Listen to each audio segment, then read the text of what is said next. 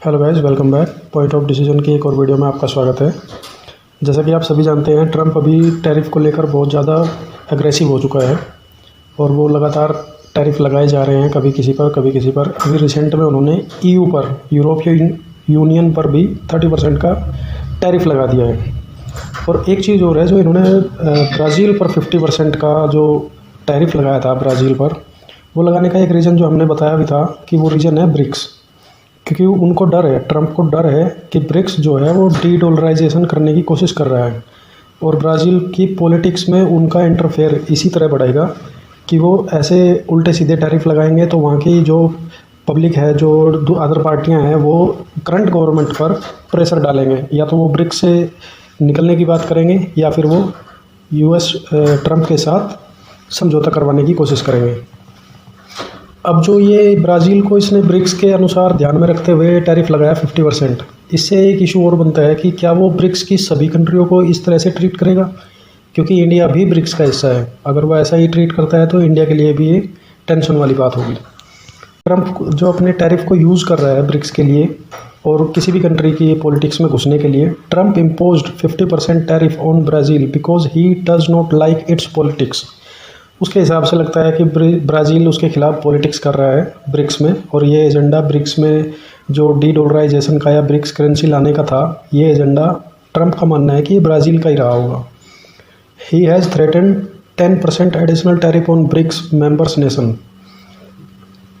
BRICS के सभी members पर उसने 10% तो एडिशनल लगा ही दिया है। जो टैरिफ वो इशू करेगा वो तो लगेगा ही लगेगा, 10% एडिशनल वो लगाएगा ही लगाएगा।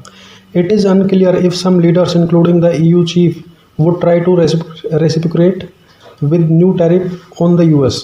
अब ये देखने वाली बात होगी कि क्या यूरोपियन यूनियन भी वापस से जैसे रिट्रीट करेगा कि जैसे US ने उन पर 30% लगाया, तो क्या वो रेसिप्रोकल वापस से 30% ही लगाएंगे वापस US पे या नहीं।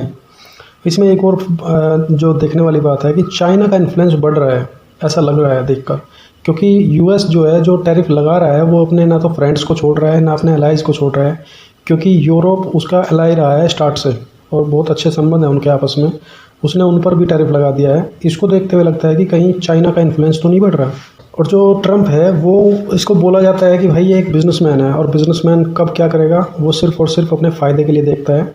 उसे ये भी पता है कि मार्केट मैनिपुलेट कर पा रहा है वो ये सब करके। जब भी मार्केट रैली पर होती है तब वो उल्टी सीधी बकवास कर देते हैं, तब मार्केट गिर जाती है अचानक से, और जब मार्केट गिर रही होती है तब वो अफवाह फैला देते हैं कुछ भी कि हम ये कर रहे हैं वो कर रहे हैं, अच्छी अच्छी चीज़ों की अफवाह फैला देते हैं। ये मार्केट मैनिपुलेशन प्रॉपरली 110% चल रहा है, जो सभी लोग देख भी पा रहे हैं। आम रिटेलर को भी ये बात समझ में आ रही है। एक और सबसे बड़ी न्यूज़ आ रही है अभी इंडियन मार्केट से कि जेन स्ट्रीट वापस से गेम में वापस आ गया है। भाई जेन स्ट्रीट ने जो 4,843 करोड़ रुपए डिपॉजिट करने थे, जो उन पर फाइन लगाया था सेबी ने, वो उन्होंने जमा कर दिया है। अब वो वापस से ट्रेडिंग कर सकते हैं। अब ये तक प्रॉपर क्लियर नहीं है कि ये कितने दिन तक और बैन में रहेंगे या कब से ये ट्रेडिंग कर पाएंगे, या क्या प्रिकॉशन इनको दिए गए हैं जो ये डायरेक्ट ध्यान रखेंगे, डायरेक्शंस इनको क्या क्या दिए गए हैं सेबी की तरफ से, ये अभी से अनक्लियर है। लेकिन उन्होंने फ़ाइन जमा कर दिया है और वो गेम में वापस आ गए हैं।